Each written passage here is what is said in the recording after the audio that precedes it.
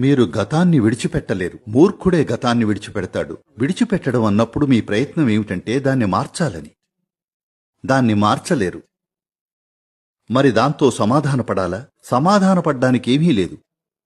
అది మీ జ్ఞాపకంలో తప్ప మరెక్కడా లేదు. మీ గతాన్ని నిధిలా ఉంచుకోవాలి. ఆహ్లాదమైనవి, అసహ్యమైనవి, రోతైనవి, భయంకరమైనవి, అందమైనవి అన్నీ ఆ సంచిలో ఉన్నాయి. అవి జీవం కలవి కాదు. అవి జ్ఞాపకాలు మాత్రమే కదా.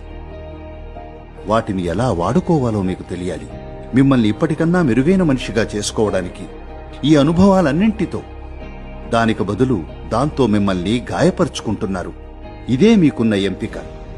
ఎప్పుడైనా మనకు ఇష్టం లేనిది జరిగినప్పుడు మనం గాయపడొచ్చు లేదా వివేకవంతులం అవ్వచ్చు. ప్రతి జీవిత జ్ఞాపకాన్ని, ఆహ్లాదకరమైన, అసహ్యకరమైన వాటిని కూడా మీకు ప్రయోజనం చేకూర్చుకునేలా వాడుకోవచ్చు.